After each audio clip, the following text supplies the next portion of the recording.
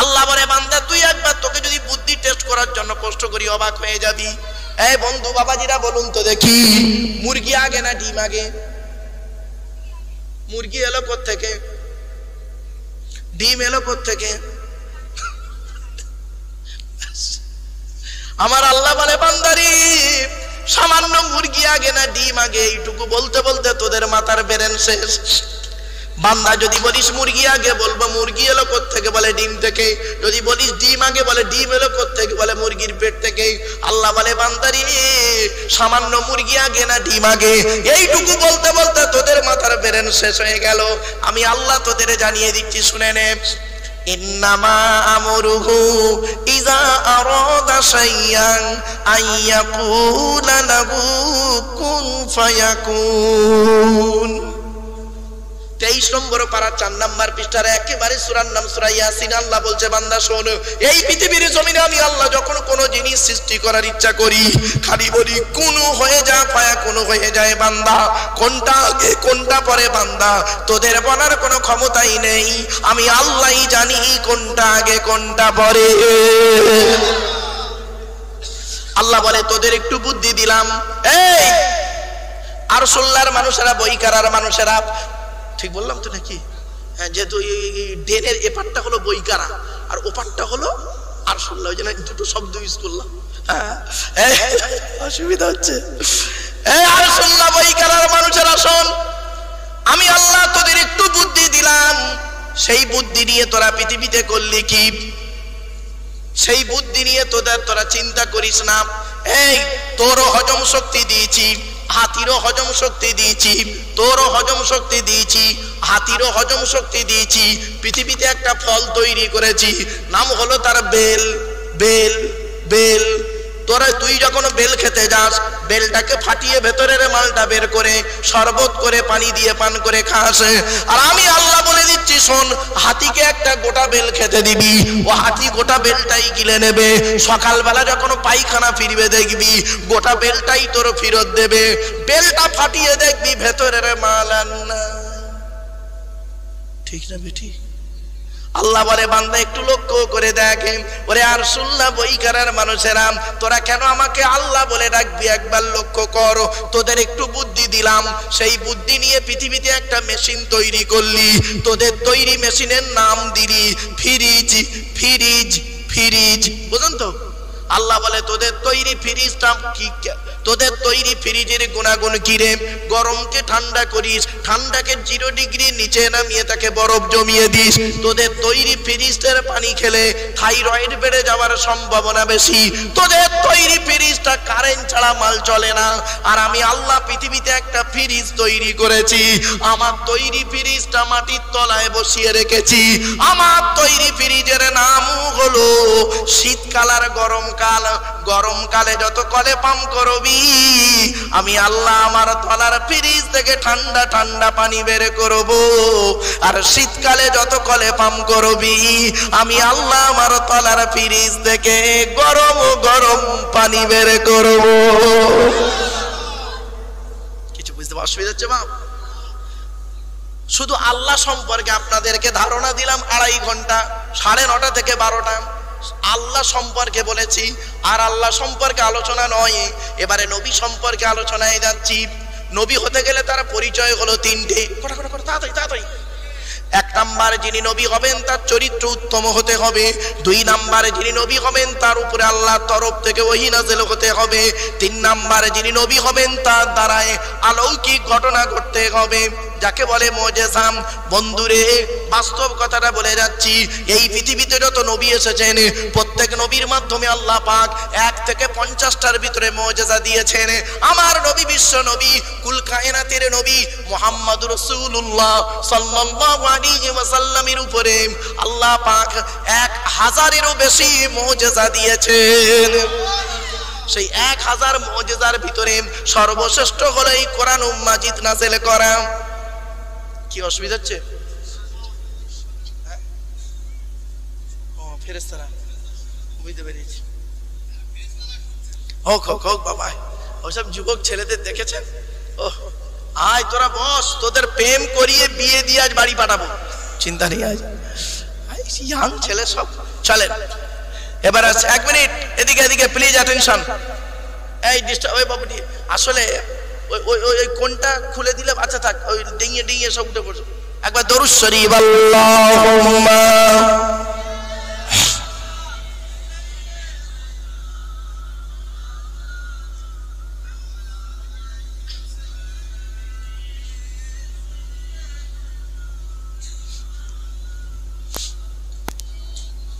আমাদের নবীর নাম কি? মুহাম্মদ সাল্লাল্লাহু আলাইহি সাল্লাম, ঠিক না বেটি?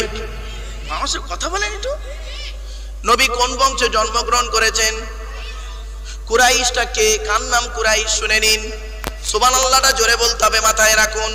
মুহাম্মাদের বাপের নাম আব্দুল্লাহ, আব্দুল্লাহর বাপের নাম আব্দুল মুত্তালিব, আব্দুল মুত্তালিবের বাপের নাম আব্দে মান্নাফ, আব্দে মান্নাফের বাপের নাম হাশিম, হাশিমের বাপের নাম কুসাই, কুসাইয়ের বাপের নাম কিলাব, কিলাবের বাপের নাম মুররা, মুরার বাপের নাম লুবাই, লুবাইয়ের বাপের নাম কাব, কাবের বাপের নাম গালিব, গালিবের বাপের নাম ফিগির, ফিগির থেকে কুরাইশ বংশ এসেছে।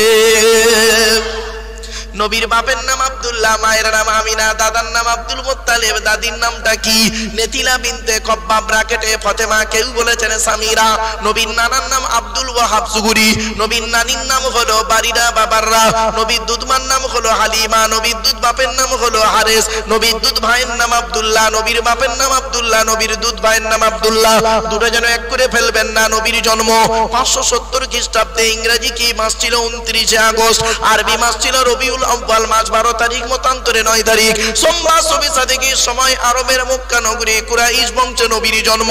নবীর বাপেরা হলো 10 ভাই, নবীর মায়েরা হলো 19 বোন।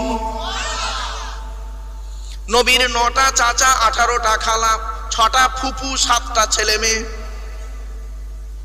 নবী নবী করে চিৎকার করে নবীর কিচ্ছু জানবেন না আপনি? কিরকম নবীর ভক্ত? নবীর 9টা চাচা, কটা চাচা? 9টা চাচা, 18টা খালা, 6টা ফুফু, 7টা ছেলে মেয়ে। ভালো করে শুনে নিন। বড় চাচার নাম হলো হারেস, জুবায়ের, মুকাইম, ফাইদাক, জাইদাক, আবুল আহাব, হামজা, আব্বাস, আবু তালেব। নবীর বাপ হলো আব্দুল্লাহ। আবু জাহালের নাম তো এখানে নেই।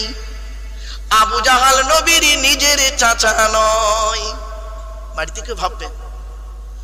এরপরে আসছে নবীর ছেলে মেয়ে হলো 7টা, 3টে পুত্র সন্তান, 4টে কন্যা সন্তান। 3টে পুত্র সন্তানের নাম কি? বড় ছেলেটার নাম হলো কাসেম। কি বললাম?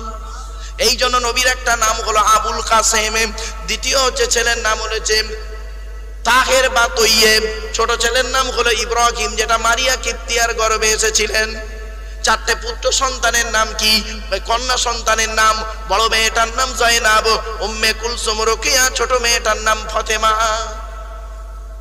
শুনে রেখে দিন, নবীজি আলীর সঙ্গে ফাতেমার বিবাহ দিয়েছিলেন, ঠিক না বেটি? আচ্ছা, আরবে কি ছেলের অভাব ছিল? নিজের কলিজার টুকরা কন্যা ফাতেমাকে আলীর সঙ্গে বিবাহ দিতে গেলেন কেন? এই জন্য আপনাদেরকে অনুরোধ করে বলে গেলাম, এই পৃথিবীর জমিনে আপন বলে কেউ নেই। মনে রাখবেন, আল্লাহর নবীর পরে স্থান হলো বাপ আর মায়ের।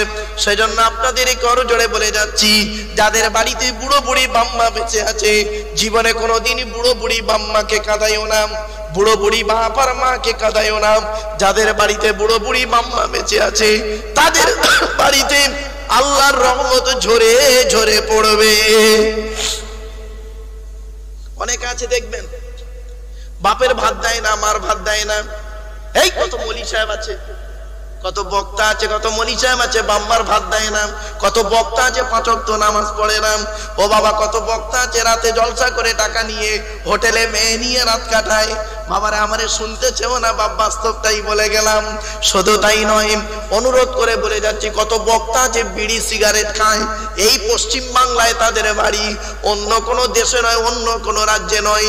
হাতে ধরে করজোড়ে বলে যাচ্ছি, বাপ, হাক্কানি আলেমদের সহবতে থাকুন, হাক্কানি আলেমদের সঙ্গে চলাফেরা করুন, হাক্কানি আলেমদের সঙ্গে ঘোরাফেরা করুন, ওঠা বসা করুন।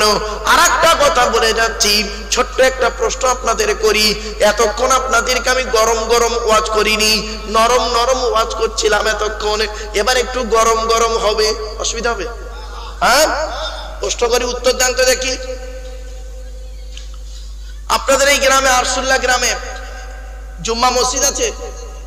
আরে ভাই বলুন না। আচ্ছা, জুম্মার দিনে কোন মুসলিম যুবক ছেলে 25 বছর বয়স, মুসলিম যুবক ছেলে সাদা পায়জামা পাঞ্জাবি পরে, সাদা টুপি পরে মসজিদে উঠেছে জুম্মার নামাজ পড়তে, প্রচুর পরিমাণ বাংলা মদ খেয়ে, কি খেয়ে? ইংলিশ মাল নয়, বাংলা মদ খেয়ে উঠেছে মসজিদে জুম্মার নামাজ পড়তে। আপনারা তাকে কি করবেন? বল বল বল বল বল, বের করে দেবেন? আচ্ছা, ছেলেটি বের হতে না চাইলে বলুন, মেরে বের করে দেবেন, তাই তো? আচ্ছা, ছেলেটার অপরাধ কি? মদ খেয়েছে, মদ হারাম খাবার, মসজিদ পবিত্র স্থান, তাই তাকে বের করে দিলেন। বের হতে চাইলো না, মেরে বের করে দিলেন। সত্যি আপনাদের দেখে মনে হচ্ছে আজকের আসরের পরেই জান্নাতের জানলা ভেঙে সব পালিয়ে এসছে। রাগ করো না বাপ। এ মুসলমানের বাচ্চা, মদ খাওয়া যেমন হারাম, মদ খাওয়া যেমন হারাম, সুদ খাওয়া তেমন হারাম, বিয়ের পণ নেওয়া তেমন হারাম, জমির আল চুরি করা তেমন হারাম, হুকুমের কারেন্ট নেওয়া তেমন হারাম, পিতামাতার অবাধ্য হওয়া তেমন হারাম, স্ত্রীর প্রতি অবিচার করা তেমন হারাম। মদখোরকে বের করে দিলে আর সুদখোরকে মসজিদের সভাপতি বানিয়ে দিলে, এই কি হলো? ছোট্ট একটা প্রশ্ন আপনাদের করি, আমাদের সৃষ্টিকর্তার নাম কি? জোরে বলুন। আল্লাহ পাক না না পাক? জোরে বলুন। এ কোরআন কার বাণী? পাক না না পাক? মসজিদ কার ঘর? পাক না না পাক? কি দাঁড়ালো? আল্লাহ পাক, তার কথা পাক, তার ঘর পাক। এবার আল্লাহ নিজেই বলছেন আমি পাক, আমার কথা পাক, আমার ঘর পাক, আমার মসজিদের দায়িত্ব, আমার ঘরের দায়িত্ব। সভাপতি, সেক্রেটারি, ক্যাশিয়ার, কমিটি কেন না পাক হবি?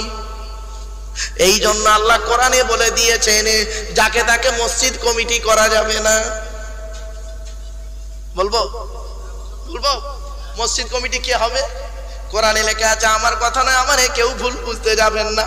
আল্লাহর কোরআনে আল্লাহ পাক নিজেই বলে দিয়েছে মসজিদ কমিটি কে হবে? যাদের মধ্যে থাকবে 5টা গুণ, যাদের মধ্যে 5টা গুণ থাকবে তারাই মসজিদ কমিটি হবে।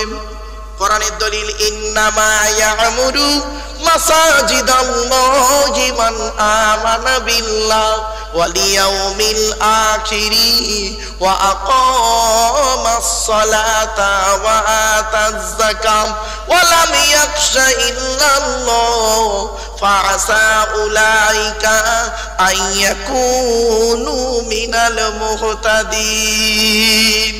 10 নম্বর পারার 8 নম্বর পৃষ্ঠার 7 নম্বর লাইন, সূরার নাম সূরা তাওবার 18 নম্বর আয়াতে আল্লাহ পাক বলে দিলেন মসজিদের দায়িত্ব কারাই নেবে। 1 নম্বর হলো মান আমানা বিল্লাহ, যে ব্যক্তি 100% ঈমানদার হবে ওই লোকটা মসজিদের দায়িত্ব নেবে। 2 নম্বর হলো কিয়ামতকে 100% বিশ্বাস করতে হবে। 3 নম্বর হলো ওয়া আকামাস সালাত, নামাজ কায়েম করবে। এই মসজিদ কমিটি মানে কে নামাজ পড়ে না, ঠিক না বেটি? 4 নাম্বার হলো ওয়াতাজ যাকাত, যাকাত আদায় করতে হবে তবে মসজিদ কমিটি হতে পারবে যদি তার উপরে যাকাত ফরজ হয়।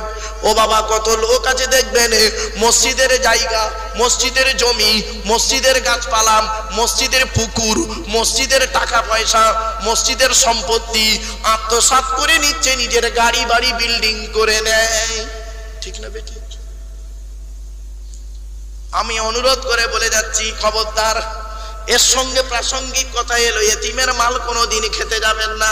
যারা এতিমের মাল খায় তাদের অবস্থা কি হয় শুনুন। কোরআনে আল্লাহ বলছেন ইন্নাল্লাযীনা ইয়াকুলুনা আমওয়ালাল ইয়াতামা যুলমান ইন্নামা ইয়াকুলুনা ফি বুতুনিহিম নারা ওয়া সায়াসলাউনা সাঈরা।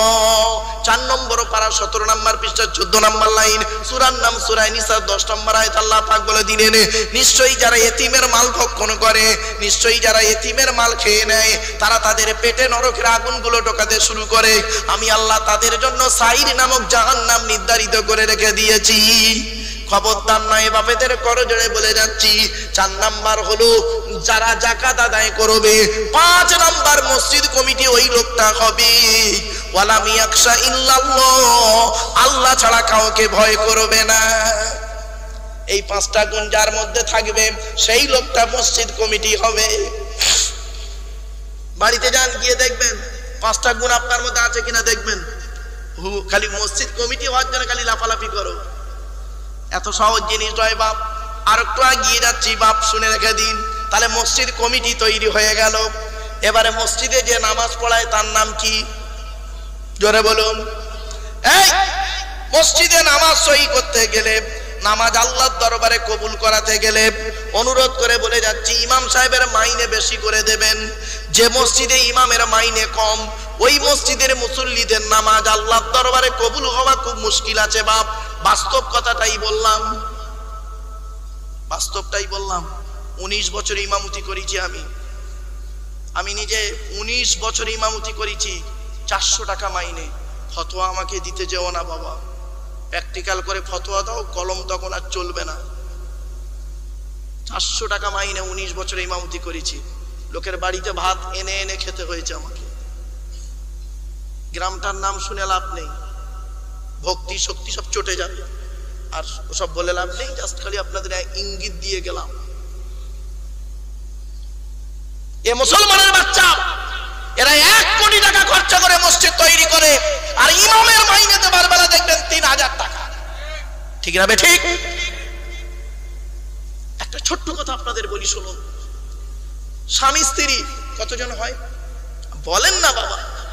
স্বামী স্ত্রী, পিতা মাতা, ছেলে মেয়ে, এই 6 জনের সংসার চলতে গেলে এই বর্তমানে দ্রব্য মূল্যের বাজারে যা বাজারের দাম, 6 জনের সংসার চলতে গেলে 1 মাসে কত টাকা লাগতে পারে কমসে কম?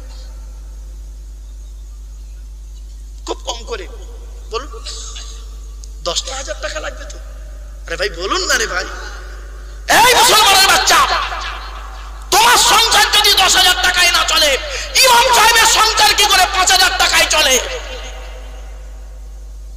আল্লাহর রহমত করছে ওখানে। মুসলমানের বাচ্চা, জাতির কলঙ্ক, সমাজের কলঙ্ক। বাস্তব কথাটাই বলে গেলাম আজকে। খারাপ সেন্স হবে না, হয়তো অনেকে মনে মনে ভাবছেন যে আমাদের ইমাম সাহেব মনে হয় হুজুরকে মনে হয় বলে দিয়েছে।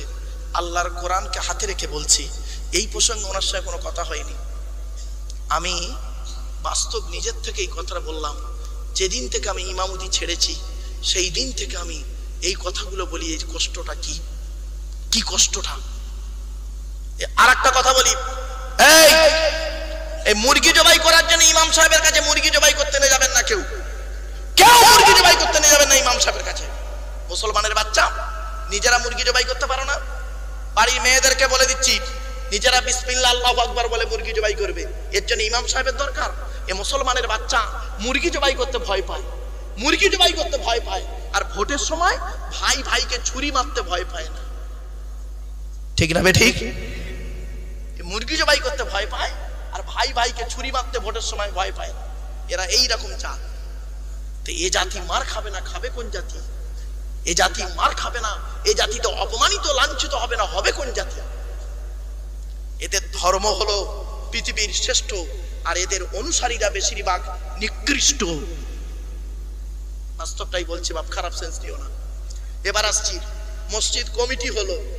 কমিটি কে হবে? হলো ইমাম হলো। আচ্ছা, যেটা আজান দেয় ওটার কি বলে? মুয়াজ্জিন। মুয়াজ্জিন। এবার ওর অবস্থাটা দেখি। বেশিরভাগ মসজিদে, পশ্চিম বাংলার বেশিরভাগ মসজিদে মুয়াজ্জিনের আজান সহি নেই। মুয়াজ্জিনের আজান সহি নেই, আলেম ওলামারা জানে। বেশিরভাগ মসজিদে মুয়াজ্জিনের আজান সহি নেই। একামত দিচ্ছে মুয়াজ্জিন, মূর্খ কোথাকারে। ওই মুয়াজ্জিনগিরি ছাড়বে না, ভুল বলছে তবুও মেনে নিতে হচ্ছে। আর কমিটির লোকেরা মূর্খ, এরা ওটা মেনে নেয়। আজান সহি করতে হবে, ইমাম সাহেবের দায়িত্ব। ইমাম সাহেব ভাইদেরকে বলে যাচ্ছি, মসজিদের মুয়াজ্জিনের আজান যেন শুদ্ধ হয়, শুদ্ধ আজান দেয় যেন। ভুল হলে সঙ্গে সঙ্গে সংশোধন করবে। একামত দিচ্ছে, হেইয়া আলাস সালা, হেইয়া আলাল ফালা, হেইয়া আলাল ফালা, হেইয়া আলাস সালা। আরে হেইয়া লেখা আছে ওখানে? বাস্তবটাই বললাম বাবা, কথাটা শুনতে খারাপ লাগছে তো, কিন্তু কিচ্ছু করার নেই। আমি এই ওয়াজ যদি না করি, কিয়ামতের মাঠে আল্লাহ আমার জুবানটাকে টেনে ছিঁড়ে নেবে। তাহলে মসজিদের ইমাম গেল, কমিটি গেল, মুয়াজ্জিন গেল, এবার যারা নামাজ পড়ে ওদের কি বলে? বল বল বল বল, মুসল্লি। বাপরে বাপ, কিছু কিছু বুড়ো বুড়ো মুসল্লি যায়, বাবা মুরব্বীরা রেগে যাবো না বাপ, আমি বাস্তবটাই বলছি। কিছু কিছু বুড়ো বুড়ো মুসল্লি আছে, এত বদমাইশ, এত বদমাইশ, কিছু বুড়ো বুড়ো মুসল্লি আছে, এত বদমাইশ না, কি করে জানেন? কি করে? বাড়িতে বুড়ির সঙ্গে ঝগড়া করে পারে না, বাড়িতে বুড়ির সঙ্গে ঝগড়া করে পারে না, ছেলের সঙ্গে ঝগড়া করে পারে না, মসজিদে এসে ইমাম সাহেবের খালি গোজা মারতেছে। ঠিক না বেটি? পাকা ঘরে নেই কেন ইমাম সাহেব বলো? তা তোর পাকা ঘরে ইমাম সাহেব জবাব দেবে? বাস্তবটাই বলে গেলাম। কথাটা শুনতে খারাপ লাগবে, কিন্তু কথাটা আমাকে বলতে হবে। চলুন এগিয়ে যাই। অসুবিধা হচ্ছে আপনাদের? আর শুধু আল্লাহ সম্পর্কে আলোচনা চলছে, এই আল্লাহ সম্পর্কে আলোচনা করতে গিয়ে এই 2.5 ঘন্টা চলছে, 2.5 ঘন্টা শুধু আল্লাহ সম্পর্কে। অসুবিধা হচ্ছে আপনাদের? আর একটু আমরা বন্ধ করে দেবো? হবে? একবার তাকবীর দেন, নারায়ে তাকবীর, নারায়ে তাকবীর। তবে আপনারা সুবহানাল্লাহ একটু জোরে বলবেন আল্লাহর রাস্তে। আপনাদের হাতে ধরে পায়ে ধরে বলি সুবহানাল্লাহ একটু জোরে। আমি শেষ করে দেবো, চিন্তা নেই। ও বাবা উঠে পালাচ্ছে নাকি? আমার আসবে তো নাকি? আর কমিটির লোক তো আসবে, চিন্তা নেই। চলো বাবা একটু সুবহানাল্লাহ জোরে বলবেন, শুধু আল্লাহ সম্পর্কে, আর বেশি বলবো না। আল্লাহ সম্পর্কে আর 5 মিনিট বলবো, অসুবিধা হবে? আল্লাহ বলে, বান্দা তোরা আমাকে মানবি কেন? একবার লক্ষ্য করে দেখ, এই পৃথিবীর জমিনে আমি আল্লাহ করেছি কি? সামান্য তোদের বুদ্ধি দিলাম, তোদের বুদ্ধি টেস্ট করার জন্য একটা প্রশ্ন করছি।